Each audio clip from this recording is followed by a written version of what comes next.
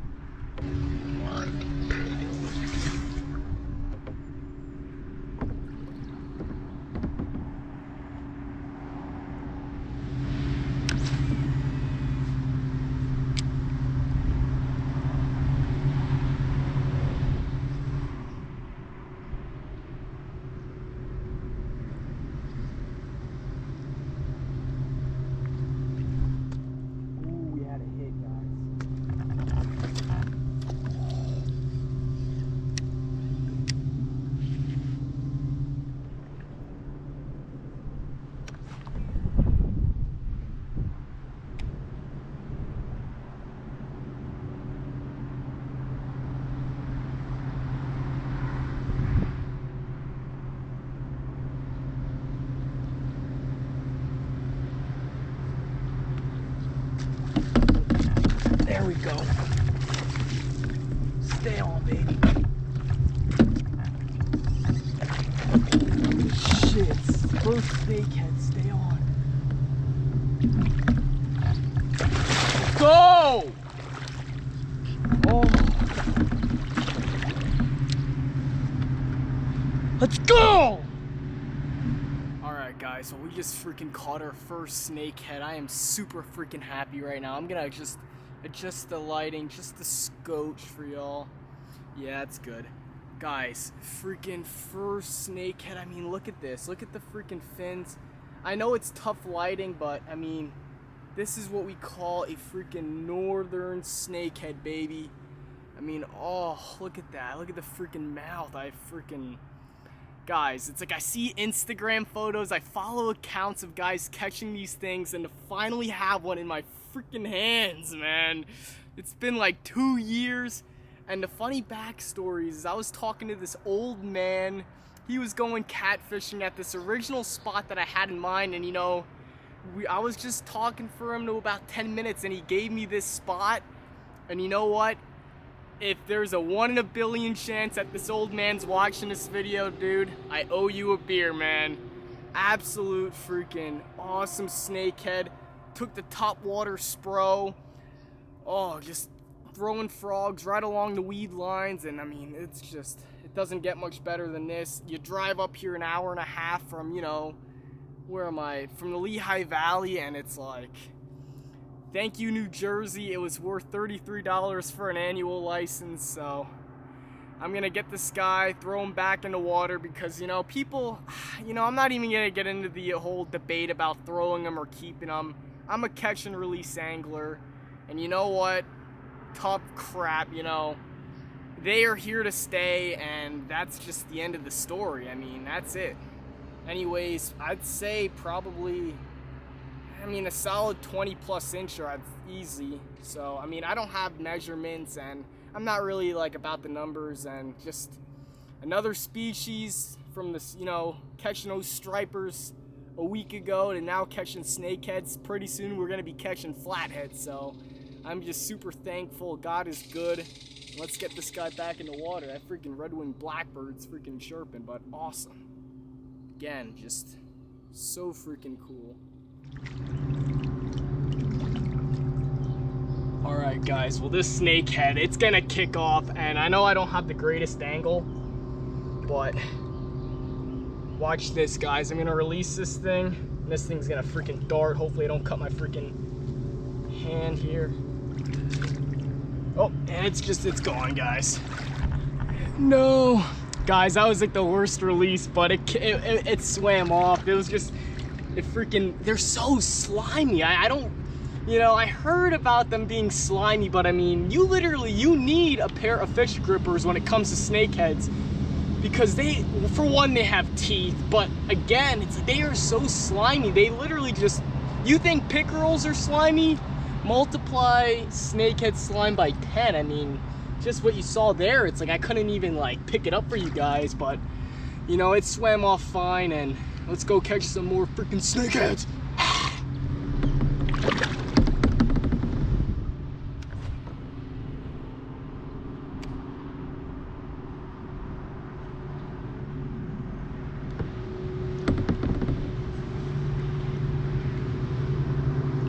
Oh, we got something swerving right here. Holy shit.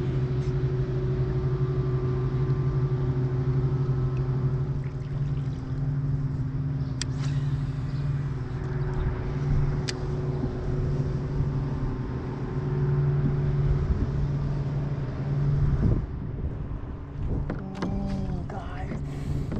My line's stuck in the GoPro, you little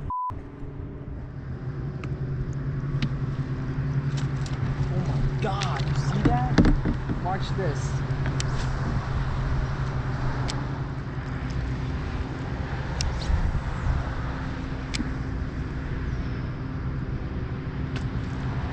There we go.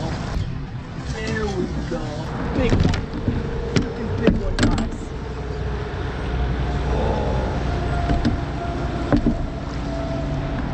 Oh, God. Stay on, baby.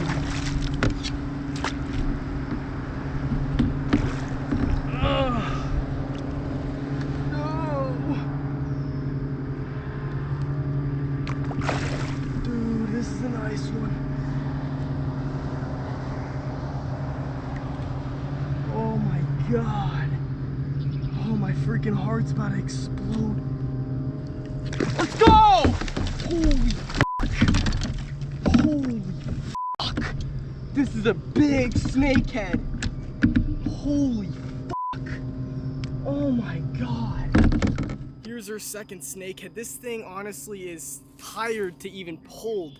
I mean, I never caught snakeheads to really, you know, like when it comes to like bass and trout, I can kind of look at the fish and estimate the measurement, but I mean, guys, I'm not even holding it up close to the camera. This fish has got to be over, you know, 24 inches, I'd say. And I mean, it is a thick freaking snakehead. I mean, they call them dragonfish. I mean, look at the freaking, these things are beautiful. I mean, I don't know why people call them ugly. I think these fish are so freaking cool. I mean, my God, absolute freaking, this just looks foreign.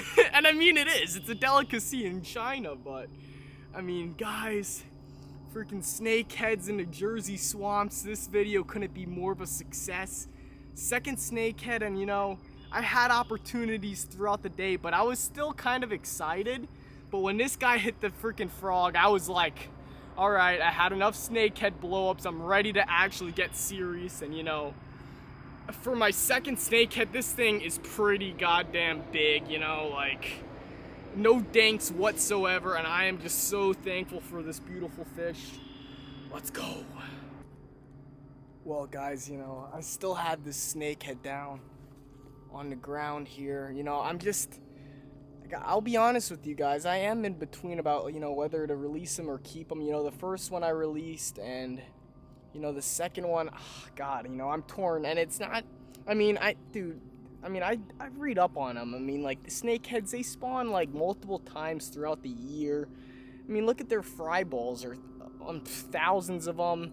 You know, to say that killing one snakehead is going to make a population difference is just, I think, for me personally, is ridiculous. They're here to stay, whether you guys like them or not. I mean, yes, don't get me wrong, we can quote-unquote manage them. And, you know, I think, being that it is my second snakehead and it's a big one, maybe, just maybe, I might get a replica of this snakehead. Not a replica, but I might just, you know, bring this snakehead home and get a mount, because, you know, quite frankly, this was always kind of a fish that I just kind of obsessed over. And, you know, it'd just be, I think, a cool memory to, you know, catch a quote-unquote invasive snakehead and just have one on the wall. You know, there's gonna be plenty of fish throughout my life that I put on the wall, and, you know, just my second snakehead, I think I'm gonna do that. I think I'm gonna put this one, and I'm gonna get a mount. You know, it was a, I don't know, I mean, maybe snakehead anglers are laughing like, dude, that's not really that big, that's average. But coming from a largemouth and trout kind of guy, that thing's a freaking dragon. And that's going on the wall. You know, I'm super happy. And, you know, I'm still on the fence whether, you know, to casually release or to keep snakeheads. You know, I'm honestly, I'm more so on just releasing them. And I think I'll continue to release snakeheads, but just for this one time, I kind of want to keep it, just because it's one of my first ever snakeheads, and I want to be able to, you know, look at that thing for the rest of my life and just be like, I caught that on the top water spro frog in the lily pads on my Manatee LL Bean kayak, like. So, you know, I think that's gonna be the game plan moving forward, and we're just gonna get home. We're gonna get this fish on ice, and I have an hour and a half plus drive back home, and I'm gonna edit this video, and I hope you guys like the snakehead fishing video again. You know, it's just, let me adjust the lighting. It's pretty much just all kind of lily pads out here, and I'm out on a kayak. Super fun fishing, guys. If you guys ever want to target a new species, snakehead is where it's at. And, you know, I hope you guys like the content. Maybe I'll film an outro after this, I don't know. And yeah, stay tuned, or this is the end. Alright, guys, well, you know, it's the day after. I had to take a shower, just kind of like, you know, let my mind, you know, settle down after all the excitement of catching those snakeheads. And, you know, towards the end of that video, I was saying how, you know, the first one I released and the second one I was going to keep, and I'm going to keep it because I am putting it up on the wall. It's going to be a lifelong memory. You know, I don't like killing fish, you know what I mean? And it's not because I'm like a snowflake, you know? It's like, I freaking hunt. It's not about, you know, I don't like killing animals. It's just, I respect fish, and, you know, these snakeheads, you know, they can't help that they were here. And, you know, you gotta look at it this way. Snakeheads, they spawn multiple times a year. Their fish fry can, you know, they can range into thousands. Like, I think, 15,000 fish fry? Now, obviously not all of them are gonna survive, but these things reproduce way more than any other fish around. So, you know, to just kill one, I mean, whatever, you could claim that you're doing your quote-unquote service, but they're here to stay, whether you like it or not. And quite frankly, you know, there are studies that are like on the Potomac River where fish biologists are claiming that, you know, snakeheads, they're not all the damage that they're, you know, hyped up to be. You know, they are coexisting with other species. You know, you also got to look at, like, you know, the flatheads. Are people killing flatheads in the Delaware on the Schuylkill River? No. Guess what? They're coexisting. People are catching big smallmouth down on the Susquehanna, where they're also catching invasive flatheads. So, you know, the whole invasive species debate, I mean, it's one thing. You gotta just kind of like know your body of water, and you know, in the end, it's up to the angler to make that decision. There's no right or wrong, in my opinion, whether you want to kill them or release them. In my opinion, I'm going to release them. And, you know, that's just, you know, if you don't like it, too bad, you know, we live in a democracy. And, you know, I just wanted to show you guys the fish measurements because I cut a piece of braid because I thought I was originally going to release it, but let me show you guys the measurements here. Now, the fish is frozen. Not frozen, but I put it in the fridge overnight, so it's a little bit bent. But this snakehead was 30 inches, guys. Here's the proof. Here it is. Tape measure from the mouth. Now, take into account the bend here. This tape measure is going to read like 29.5 inches. But I mean, if we straighten out this fish, it's easily going to be pushing over 30. And I believe at night it was at 30, like 30.5. So, you know, freaking my second ever snakehead to be 30 inches. I mean, I gotta put it on the wall because, you know, I don't think that they're, you know, they're one of those fish where, you know, they're hard to come by and you gotta know the spots. You gotta put the time, put the miles in. And you got to make a commitment. I mean, snakehead fishing, you get dirty, it's in the swamps, it's buggy. And, you know, there's a lot of hard work that goes into it, and I couldn't be any more happier. I hope you guys enjoyed the video. I mean, even, like, another thing with the snakeheads, it's like, the people that absolutely hate them, they never really caught snakeheads. I mean, these things they make largemouth bass look weak as hell. You saw those freaking blow-ups? They literally propel themselves out of water. You can't beat the fight. And as an angler, you got to chase the adrenaline. And these are freaking a pure adrenaline. So, you know, just between just my respect for them, the love I have for them, and the fun that they bring, those are my reasons. Let alone, I don't believe that the hype of them, you know, killing everything around them. I think that they're coexisting. The same food. I mean, the fish are healthy, other fish species, and you know, I also just think you got to take in consideration the waters where you're at. You know, say these snakeheads were in the Lehigh River and I'm like a full-blown trout angler, then it's one thing if you want to take snakeheads out of the water. But in these waters, guys, where I was at, it's literally swamps. There's no trout that's going to be in those waters. You know, there's not even enough oxygen for those fish to survive. I mean, I think it was really just snakehead-infested waters. Snakeheads, carp, catfish. It's just, you know, that kind of water. So, you know, I'm waiting for all the hate comments to be put down underneath this video. And, you know, that's just my debate. And, you know, you're just going to have to live with my decision. So, you know, I hope you guys like that video. Like, subscribe, comment, and, you know, maybe in a couple months from now, I'll show you this fish on my wall. You know, they're saying it's $10 to $20 per inch. 30 inches, you do the math, it's going to be at least $300 and anywhere from, I'd say around $450. I'd say just in the middle. No more than $600. So, yeah, I mean, no words. Anyways, Outdoor Tech out.